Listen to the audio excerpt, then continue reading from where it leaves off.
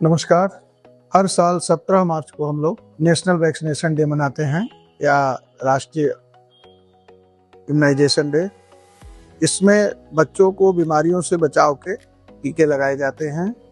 इस जो बहुत सारे ऐसे टीके अब आ गए हैं जिनको कि हम बच्चों के बीमारी से बचाव के लिए लगा सकते हैं, और बहुत सारे टीके सरकारी अस्पतालों में भी उपलब्ध हैं और कुछ टीके जो सरकारी अस्पतालों में नहीं उपलब्ध हैं वो टीके प्राइवेट चिकित्सकों के यहाँ उपलब्ध हैं या प्राइवेट बच्चों के जो चिकित्सक हैं उनके यहाँ उपलब्ध हैं, जिसमें 0 से लेके 5 साल तक जो आमतौर पर टीके लगते हैं, जिसमें जैसे BCG का है जन्म पर लगता है, और हेपेटाइटिस B का टीका जन्म पे लगता है, पोलियो का ड्रॉप जन्म पे दिया जाता है।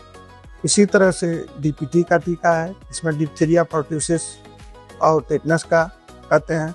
साथ में उसी के साथ मुफ्लस इन्फ्लुएंजा B और न्यूमोकोकल वैक्सीन भी दिया जाता है।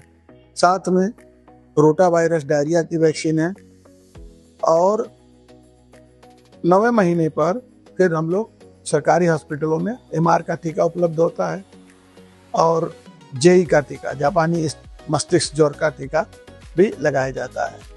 फिर हम लोग 15 महीने पर इन्हीं टीकों में से बूस्टर्स लगाते हैं, और फिर 15 से 1.5 साल के बीच में, और फिर 4.5 से 5 साल के बीच में फिर दूसरा बूस्टर लगाते हैं।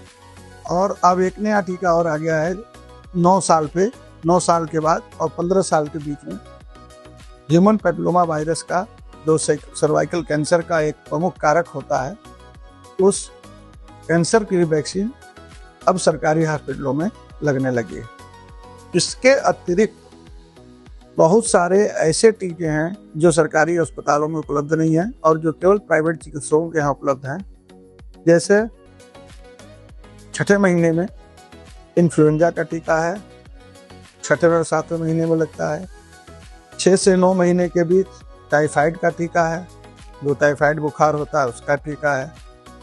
9 महीने में सरकारी अस्पतालों में केवल MR का टीका लगता है, मतलब मीजल्स और रूबेला का, जबकि प्राइवेट चिकित्सकों के यहाँ MMR का टीका लगता है, जिसमें मीजल्स और मम्स और रूबेला, मतलब मीजल्स रूबेला के अलावा मम्स मतलब गलसूमना का भी टीका लगाया जाता है।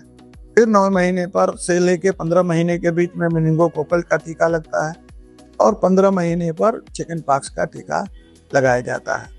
1 साल की उम्र में हेपेटाइटिस A का टीका है, पानी से फैलने वाली पीलिया, ये बहुत कारक होती है अपने खास तौर पे ग्रामीण अंचलों में। और फिर हम लोग 4.5 से और 5 साल के बीच में MMR का बूस्टर, चिकन पॉक्स का बूस्टर और DPT का बूस्टर लगाया जाता है। साथ ही हेपेटाइटिस A का भी बूस्टर बीच में देते हैं।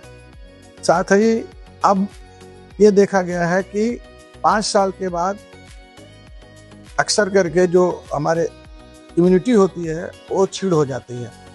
उस छीड़ इम्यूनिटी को, खास तौर से पर्ट्यूसिस की इम्यूनिटी, उसको करने के लिए हम लोग Tdap का इंजेक्शन देते हैं 9 साल से 10 साल के बीच में, ताकि वो इम्यूनिटी लाइफ लॉन्ग बनी रहे।